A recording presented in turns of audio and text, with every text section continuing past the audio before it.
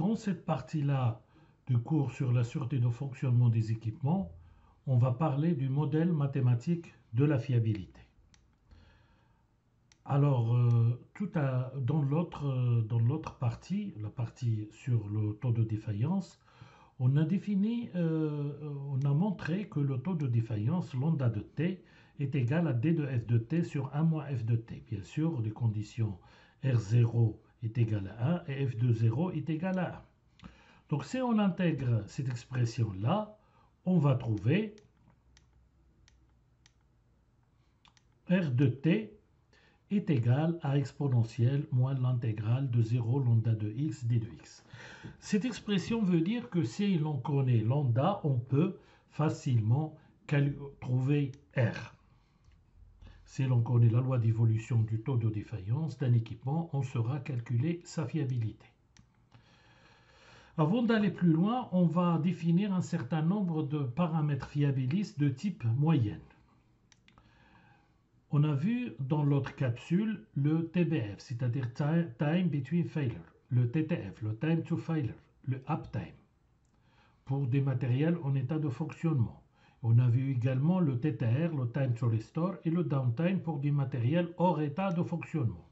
En moyenne tout ça, on va trouver M qui est le mean, en anglais ça veut dire moyenne, le MTBF, Mean Time Between Failure, le MTTR, Mean Time to Restore, MUT, Mean of Uptime, le MDT, Mean of Downtime, MTTF, Mean Time to Failure. Parmi ces indicateurs, le MTBF a un très grand intérêt. Le MTBF, c'est l'espérance mathématique du temps de bon fonctionnement entre deux défaillances. Son expression est donc l'intégrale de moins l'infini à plus l'infini, variable aléatoire, densité de probabilité. Alors on a démontré que t, d de f de t. Si on fait une intégration par partie, on va trouver que le MTBF est égal à l'intégrale de 0 plus l'infini r de t, d de t. Le MTBF, c'est une moyenne. Il s'exprime le plus souvent en heures, mais aussi en unités d'usage. Si les downtime sont très petits devant les uptime, une première approximation de MTBF, c'est la somme des uptime sur le nombre de défaillances. Donc vous avez ici un exemple avec 6 pannes de downtime différentes. Donc, le temps de fonctionnement, c'est 8000 heures. Donc, on voit bien que les downtime ils sont très très petits. Donc, la somme des uptime est égale à 8000 heures moins la somme des downtime, c'est 7980 heures. Donc, le MTBF est égal au nombre de le 7980 heures divisé par 6, qui est le nombre de défaillances ou de pannes. La fiabilité est directement liée au taux de défaillance, comme on l'a vu tout à l'heure. R de t est égal à exponentielle moins l'intégrale lambda de t. Or, la loi de variation de celui-ci n'est pas toujours simple. Mais qu'est-ce qu'on va faire? On va juste prendre une première approche. On va s'intéresser à la partie dans la période de maturité, la période numéro 2 de la fameuse courbe en baignoire, mais pour le matériel électrique et le matériel électronique. Alors, on se rappelle que la courbe qu'on a vue dans l'autre partie, la courbe bleue et la courbe rouge, dans cette partie-là, cette courbe en baignoire, elle est constante. Donc, puisque cette courbe, puisque lambda est constante dans cette partie-là, donc il va sortir de l'intégrale. Donc, on va retrouver dans ces conditions-là que R de t est égal exponentielle moins lambda de t. Donc, la fiabilité suit une loi exponentielle, mais rappelez-vous que c'est juste dans la phase de maturité et pour les composants électriques et électroniques. Le MTBF dans ce cas-là, c'est l'intégrale de 0 à plus l'infini de R de t d de t. Donc, le MTBF est égal à 1 sur lambda exponentielle moins lambda de t de 0 à plus l'infini. On voit bien que exponentiellement lambda de t, étant donné que le temps est positif, il va tendre vers 0. Donc on va trouver que MTBF est égal à 1 sur lambda et il est constant. Et l'écart type, on démontre également qu'il est égal à 1 sur lambda. Le MTBF, on le rappelle, il s'exprime en unité d'usage. L'exemple d'un téléviseur. Alors on a un téléviseur qui a lambda de 1,2 fois 10 moins 5. Donc R, la fiabilité de ce téléviseur à 1000 heures, elle est exponentielle moins lambda t, elle est de 0,998, ça veut dire 98,8%. Et son MTBF égale à 8,33 10 fois 4 qui est égal à 1 sur lambda. A priori, il a donc encore un bel avenir devant lui. Alors une question, a-t-on une chance de le faire durer encore 1000 heures de plus? Alors est-ce que vous avez compris la question? C'est-à-dire on a une télé qui a fonctionné pendant 1000 heures, quelle est la probabilité pour qu'il fonctionne encore 1000 heures? Non, ce n'est pas R de 2000 heures. C'est une probabilité conditionnelle. Alors, comment on fait le calcul? Vous vous rappelez, c'est la probabilité qu'il fonctionne jusqu'à 2000 heures, sachant qu'il a fonctionné 1000 heures. Donc, l'expression, c'est R de t plus D de t sur E de t. Le calcul, on trouve que c'est 99%. Donc, on a 99% de chance pour que le téléviseur continue à remplir sa mission. Donc, je rappelle ici que c'est une probabilité conditionnelle. Attention, le MTBF, c'est une moyenne, ce n'est pas la durée de vie. Ça ne veut pas dire qu'à 1001 heures, il va fonctionner et qu'à 999 heures, il ne va pas fonctionner. C'est une moyenne et j'ai parlé de la moyenne plusieurs reprises dans le cadre de ce cours. Maintenant, on va voir quelle est la relation entre la durée de vie et la fiabilité. Considérons un seuil de fiabilité de 0,9 pour le téléviseur précédent. C'est-à-dire qu'on va choisir une fiabilité de 90%. C'est-à-dire le téléviseur, il a 10% de probabilité pour qu'il tombe en panne. Dans ce cas-là, si on utilise l'expression de R de t exponentielle moins lambda t, on va trouver que t est égal à 1 sur lambda, log népérien de 1 sur R, et si on fait l'application numérique, on va trouver que 8780 heures. Donc ça, c'est la durée de vie associée à un seuil de fiabilité 0,9. Maintenant, on va traiter le cas d'un taux de défaillance non constant. Dans ce cas-là, et pour les composants mécaniques, l'usure commence dès la mise en service d'un composant. Alors en première approximation, on va supposer que lambda est une droite de forme AT plus B. Donc R de t est égal à l'intégrale, etc. On va trouver que R de t est égal à exponentielle moins AT au carré sur 2 plus B de t. Oui, c'est facile. Mais le problème, c'est que si on veut calculer le MDBF, ça va devenir très très compliqué et on aura besoin des méthodes de calcul numérique. Alors comment faire pour aller rapidement? On va faire autrement.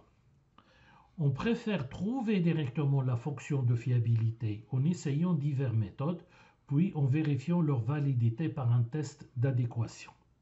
Par exemple, un test Ki2. Dans le cadre de défaillance croissant, ce qui est la réalité, on peut utiliser deux lois. La loi log normal et la loi de Wübel. La loi log normal s'applique dans le cas de fatigue ou d'usure mécanique.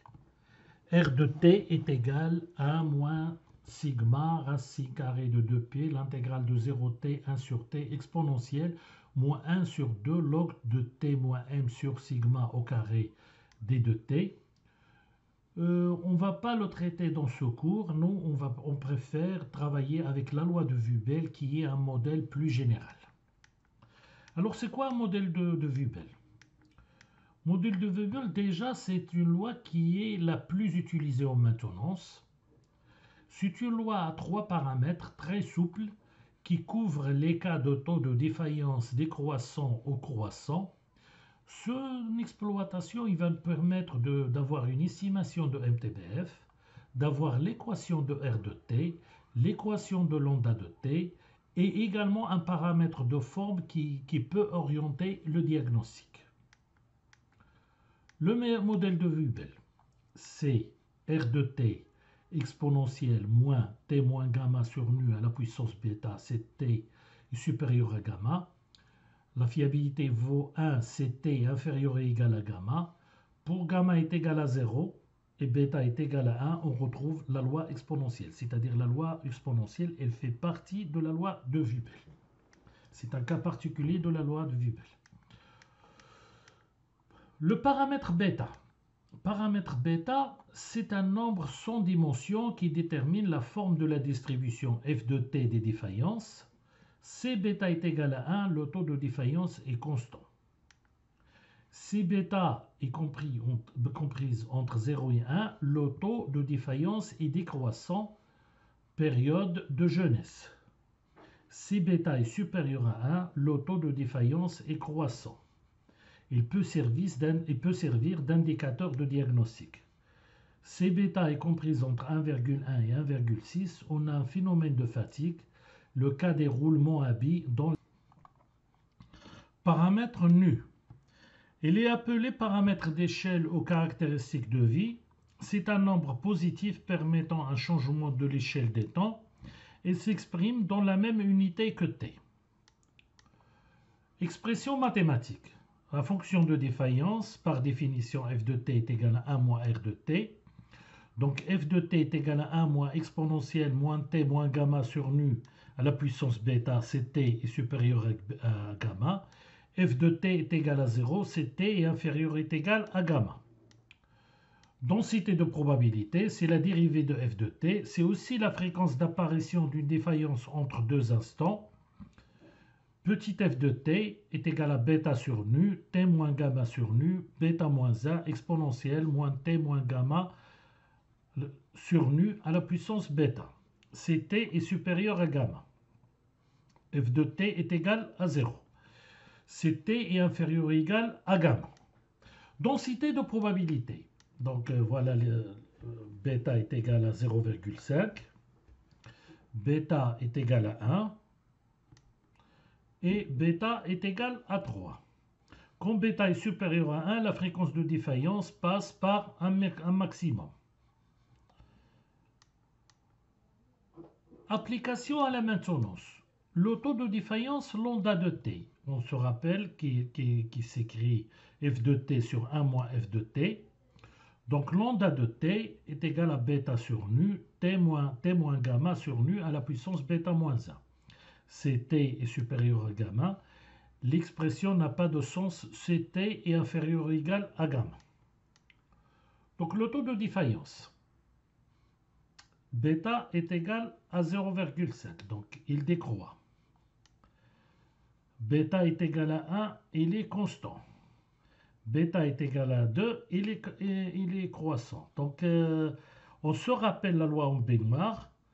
Donc bêta est égal à 0,5, ça veut dire qu'on est dans la zone numéro 1. Bêta est égal à 2, on est dans la zone numéro 3. Et bêta est égal à 1, on est dans la zone numéro 2. Donc, quand bêta est supérieur à 1, le taux de défaillance est croissant. Le MTBF, c'est l'espérance mathématique de la durée de vie t. Donc, il varie de gamma à plus l'infini, de t, f de t, d de t. Voilà l'expression. On démontre que le MTBF est égal nu la fonction gamma de 1 plus 1 sur bêta plus petit gamma.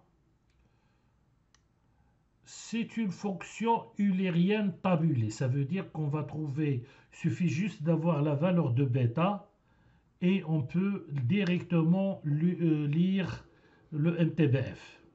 Le calcul pratique de MTBF s'effectue par cette formule-là.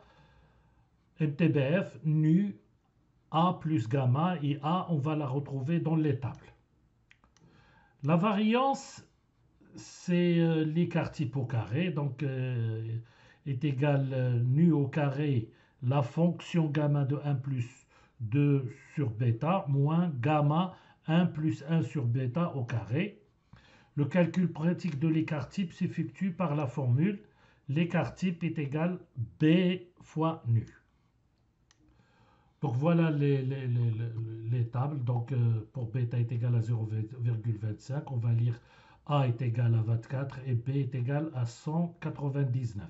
Également pour bêta par exemple est égal à 0,1, voilà, 1,8, on va trouver A 0,8893, etc., etc. Donc ces tables-là, on va les trouver dans n'importe quel livre de maintenance industrielle.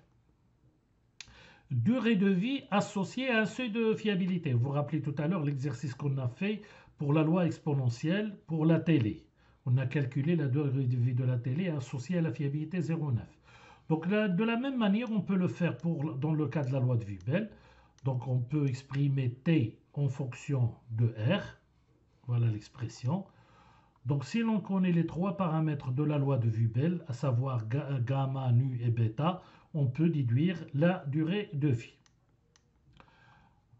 Comment on détermine graphiquement des paramètres de la loi de Wibel? Bien sûr, je ne vais pas vous cacher qu'il y a plusieurs logiciels qui peuvent faire le travail rapidement. Le logiciel le plus connu, c'est le logiciel Wibel++. Donc vous allez trouver dans la plateforme le site web pour ce logiciel et également une vidéo qui explique comment il fonctionne. Il y a d'autres logiciels, il y a Minitab, mais bien sûr on peut programmer tout ça sur Excel. Mais il y a une façon qui est utilisée par les gens de la maintenance, c'est l'utilisation de la loi de papier de Wibel ou de papier qu'on appelle Alain Play. Alain Play, donc c'est un papier de Wibel. Il est également en téléchargement dans la plateforme. Donc, justification théorique. Donc, ce papier-là, c'est un papier log-log. Donc, on va démontrer que en faisant le log-log, on va trouver une droite de y est égale à x plus b, avec y, c'est le log népérien du log népérien de 1 sur 1 moins f de t, et le variable x, c'est le log népérien de t moins gamma. Voilà. Donc, on va tracer dans la droite les points TI et F de TI et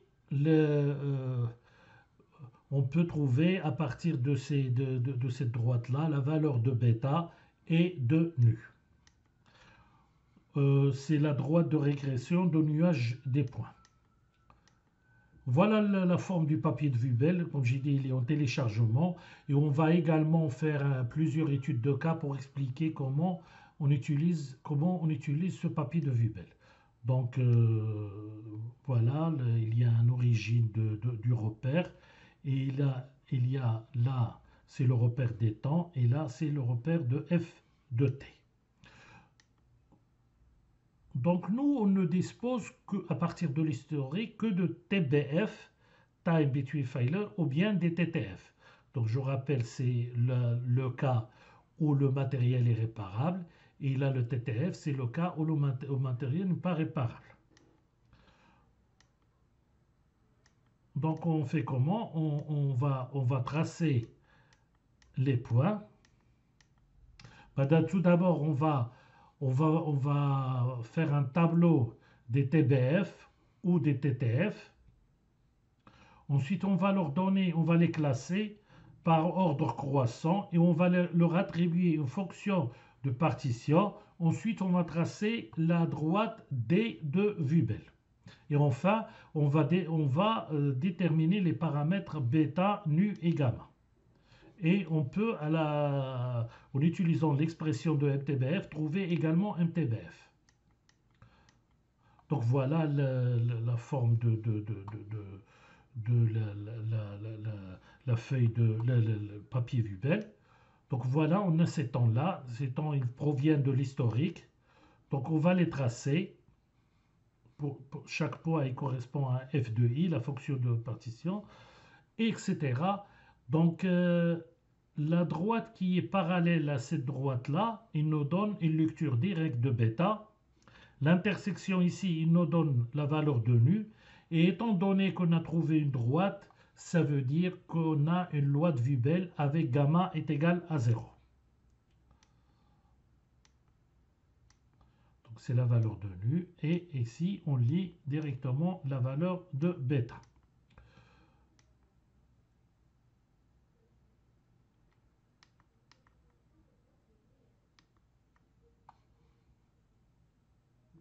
Merci de votre attention.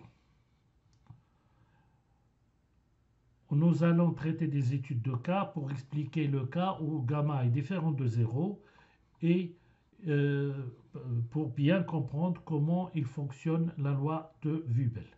Merci.